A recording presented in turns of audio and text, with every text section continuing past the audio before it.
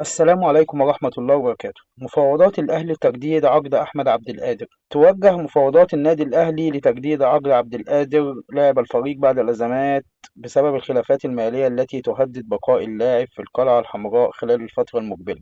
وينتهي عقد أحمد عبد القادر مع النادي الأهلي بنهاية الموسم الجاري، ويحق له التوقيع لأي نادي في يناير المقبل دون الرجوع للأهلي، وبدء مسؤول القلعة الحمراء على مدار الأيام الماضية رحلة التفاوض مع اللاعب لتجديد عقده. وطالب عبد القادر من الأهلي مبلغ كبير يصل إلى 40 مليون جنيه سنويا، فيما توقف العقد الأهلاوي عند 20 مليون جنيه، الأمر الذي تسبب في تجميد المفاوضات لحين وضوح الرؤية بشأن مستقبل اللاعب. مستقبل حمزة عبد الكريم في النادي الأهلي. من ناحية أخرى، كشفت تقارير إعلامية أسبانية عن تطورات جديدة بشأن صفقة انتقال حمزة عبد الكريم مهاجم الفريق الكروي الأول بالنادي الأهلي إلى نادي برشلونة الأسباني خلال فترة الانتقالات الشتوية القادمة. وقالت صحيفة سبورت أن نادي برشلونة أرسل للنادي الأهلي عرضا رسميا للحصول على خدمات حمزة عبد الكريم على سبيل الإعارة مع أحقية الشراء، مشيرة إلى أن النادي الأهلي لا يبدي أي مرونة في المفاوضات بينه وبين النادي الأسباني. وأضافت الصحيفة أن النادي الأهلي تلقى عروضا أخرى لضم اللاعب، أبرزها من أحد أفضل أندية أوروبا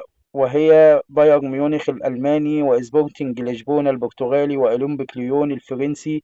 وشدد الأهلي على أنه غير مضطر حاليا لبيع لاعبه الذي يعتبر أكبر موهبة كروية في مصر وإحدى أبرز المواهب الصاعدة في أفريقيا. وأوضحت الصحيفة يرغب برشلونة في ضم اللاعب الذي يكمل عامه الثامن عشر مطلع شهر يناير المقبل بعد تألقه في كأس العالم للناشئين، بجانب ظهوره مع فريقه المصري بدوري أبطال أفريقيا خلال مباراة شبيبة القبائل الجزائر. في حين كشفت صحيفة آي إس الأسبانية عن إبداع حمزة عبد الكريم رغبته القوية في اللعب لبرشلونة، كما أنه أبلغ ناديه من أجل تسهيلات مفاوضات انتقاله للعملاق الكتالوني. وأوضحت الصحيفة أن الأهلي يرغب في بيع لاعبه بمبلغ كبير بعد تلقيه عروضا أخرى من أندية أوروبية على رأسها بايرن ميونخ الألماني، وأولمبيك ليون الفرنسي، وأشبيلية الأسباني. لو عجبك الفيديو يا ريت ما تنساش الاشتراك واللايك الجميل، وأهم حاجة تصلي على النبي. والسلام عليكم ورحمة الله وبركاته.